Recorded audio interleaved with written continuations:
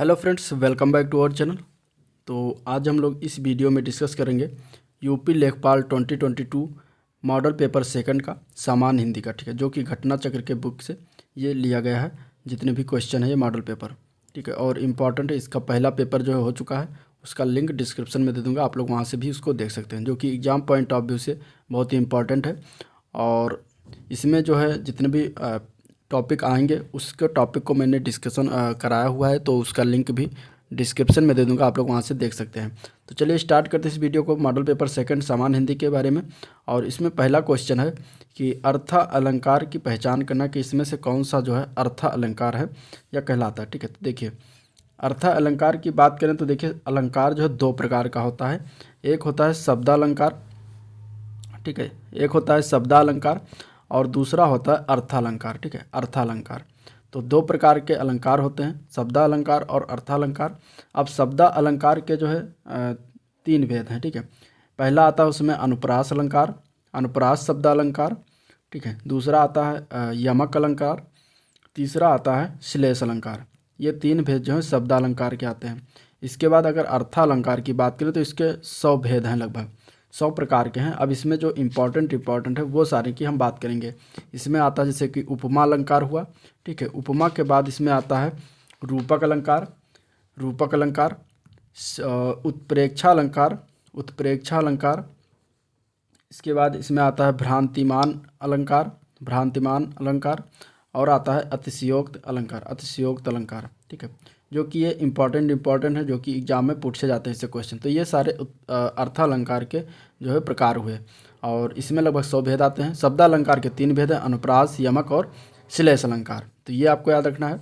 तो इसमें से जो ऑप्शन दिया गया है, तो देखिए रूपक अलंकार जो है ये हो जाएगा आपका अर्थालंकार, ठीक है। आंसर इसका बी पार्ट से हो जाएगा अर्थालंकार। अगला क्वेश्चन देखते हैं। तो घनश्याम में कौन सा समास है ये बताना, ठीक है। समास टॉपिक जो हो चुका है बहुत ही इंपॉर्टेंट, इससे क्वेश्चन जरूर पूछा जाएगा। देखिए घनश्याम में जो है अगर हम समास की बात करेंगे तो घनश्याम में जो है आता है बहुव्रीहि समास, ठीक है। आंसर इसका सी पार्ट हो जाएगा। और इस समास की अगर परिभाषा की बात करें तो इस समास में जो है कोई भी शब्द प्रधान नहीं होता है और दोनों मिलकर जो है एक नया अर्थ प्रकट करते हैं। तो घनश्याम की बात करें तो घन प्लस श्याम बनता है, और इसका अलग अलग कर देंगे तो कोई अर्थ नहीं आएगा, जबकि घनश्याम का मतलब होता है तीसरा अर्थ निकलता है भगवान श्री कृष्ण का नाम से। तो इस तरीके से यहाँ पे बहुव्रीहि समास हो जाता है। अगला क्वेश्चन की बात करते हैं। तो निम्नलिखित में से नाव का पर्याय कौन सा शब्द नहीं है ये बताना है। तो देखिए पतंग, पतंग, बेड़ी और तरी, ये तीनों जो है नाव के पर्यायवाची हैं, जबकि तटनी जो है ये, तटनी जो है ये नदी का पर्यायवाची होता है, ठीक है।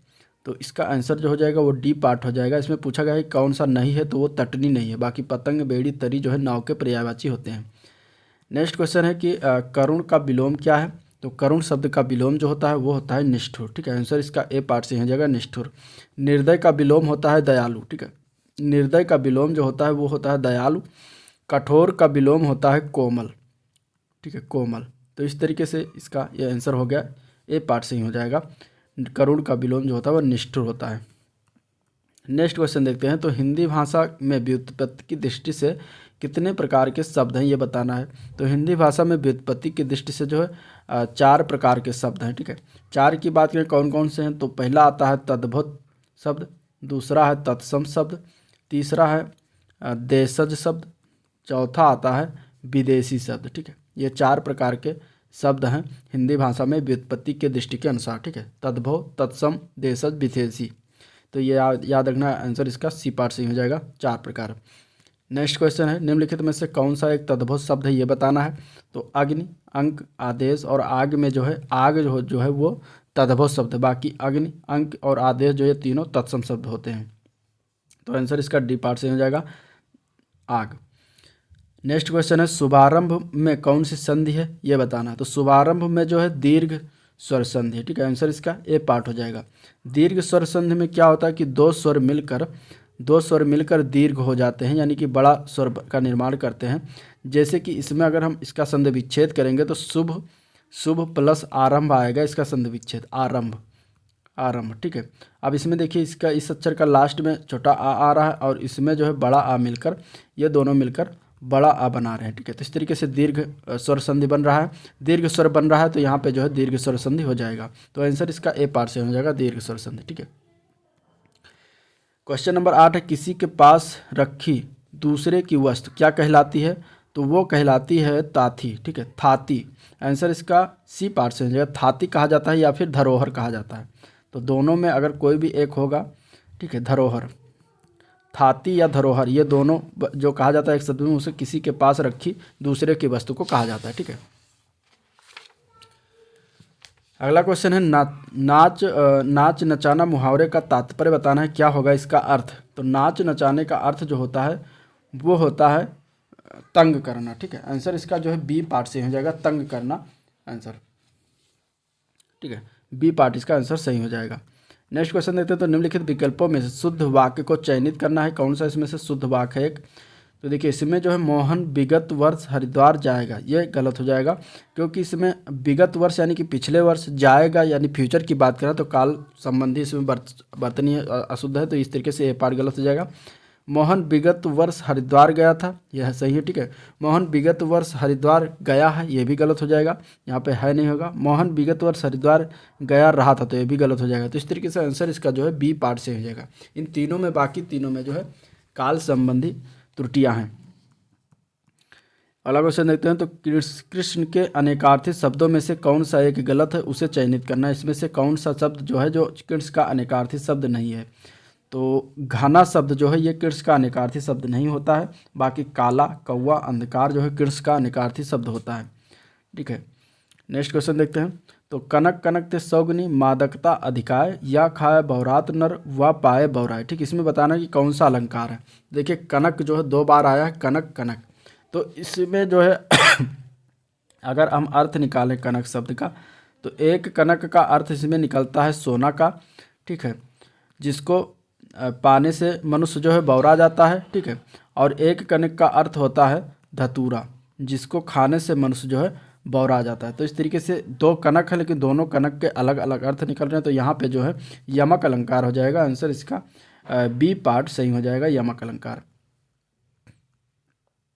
नेक्स्ट क्वेश्चन देखते हैं, तो द्विग समास का उदाहरण कौन सा है, ये बताना है। द्विग समास, द्विग समास की बात करें तो द्विग समास का उदाहरण जो होता है वो त्रिभुवन हो जाएगा, ठीक है। द्विग समास के अगर क्या कहते हैं कि परिभाषा की बात करें, तो इसमें जो है पहला पद संख्यावाची होता है, और त्रिभुवन में जो लिखा हुआ है 3 का दर्शा रहा है, तो एक संख्यावाची शब्द को दर्शा रहा है, तो इसलिए यहाँ पे द्विग समास हो जाएगा, ठीक है। अब इसमें चतुरानन की बात करें तो इसमें भी देखिए चतुरानन है, यानी कि ये भी संख्यावाची हो रहा है, लेकिन इसमें अगर हम इसका अर्थ निकालेंगे तो इसका एक तीसरा अर्थ आएगा। चतुर आनन अर्थात 4 आनन, यानी कि आँख, 4 मुंह हो जिसके, अर्थात ब्रह्मा, ठीक है। ब्रह्मा का अर्थ निकल रहा है, तो यहाँ पे जो है ये हो जाएगा बहुव्रीहि समास, ठीक है, बहुव्रीहि समास।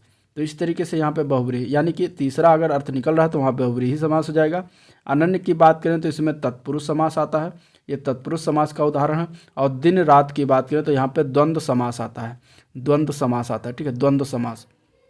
तो इस तरीके से चारों के विश्लेषण हो गए। अगला क्वेश्चन देखते हैं, 2 या 2 से अधिक शब्दों के मेल से नए सार्थक शब्द बनाने की क्रिया को क्या कहा जाता है? तो 2 या 2 से अधिक शब्दों के मेल से नए सार्थक बनाने की क्रिया को जो है समास कहते हैं, ठीक है। आंसर इसका ए पार्ट से हो जाएगा, समास, ठीक है। नेक्स्ट क्वेश्चन है, निम्नलिखित में से सुमित्रानंदन पंत की कृति कौन सी नहीं है, ये बताना है। तो देखिए इसमें जो है बीड़ा, वाणी और पल्लव, ये तीनों जो है सुमित्रानंदन पंत की रचनाएं हैं, जबकि भारत भारती जो है ये रचना मैथिली शरण गुप्त की है। तो इस तरीके से इसका आंसर जो चौथा पार्ट से हो जाएगा, मैथिली शरण गुप्त, मैथिली शरण गुप्त की है ये रचना भारत भारती। तो आंसर इसका यही हो जाएगा, ये सुमित्रानंदन पंत की कृति नहीं है, ठीक है। अगला क्वेश्चन है, सूर्यकांत त्रिपाठी निराला की कृति कौन सी है, कौन सी रचना है सूर्यकांत त्रिपाठी निराला की? तो परिमल जो है वो सूर्यकांत त्रिपाठी निराला की रचना है। बाकी ये तीनों, चाक, झूला, नट और लकीरें, ये तीनों रचनाएं जो है मैत्रेयी पुष्पा की हैं, मैत्रेयी पुष्पा की हैं, ठीक है, मैत्रेयी पुष्पा की हैं। ये तीनों रचनाएं मैत्रेयी पुष्पा की हैं। परिमल इसमें से सूर्यकांत त्रिपाठी निराला की है। अगला क्वेश्चन देखते हैं, किसी एक वस्तु विशेष या स्थान विशेष इत्यादि का ज्ञान होता है, उसे क्या कहते हैं? तो उसे कहा जाता है व्यक्तिवाचक संज्ञा, ठीक है। व्यक्तिवाचक संज्ञा से किसी एक वस्तु विशेष या व्यक्ति विशेष का, स्थान विशेष का आदि का ज्ञान होता है, तो आंसर बी इसका सही हो जाएगा। अगला क्वेश्चन है इप्सित। इप्सित का विलोम शब्द बताना है, तो इप्सित का विलोम शब्द होता है अनिश्चित। ठीक है, अनिश्चित हो जाएगा, आंसर ए पार्ट इसका सही हो जाएगा।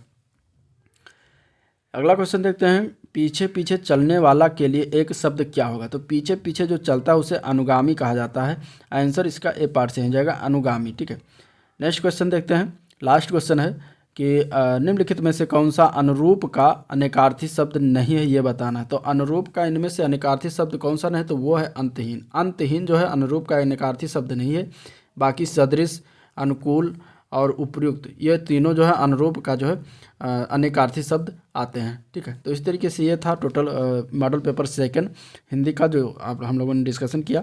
और अगर वीडियो पसंद आया तो लाइक करिए, चैनल को सब्सक्राइब करिए, साथ में बेल आइकन भी प्रेस करिए। और मिलते हैं नेक्स्ट मॉडल पेपर में अगले दिन, मॉडल पेपर थर्ड। तब तक के लिए थैंक यू।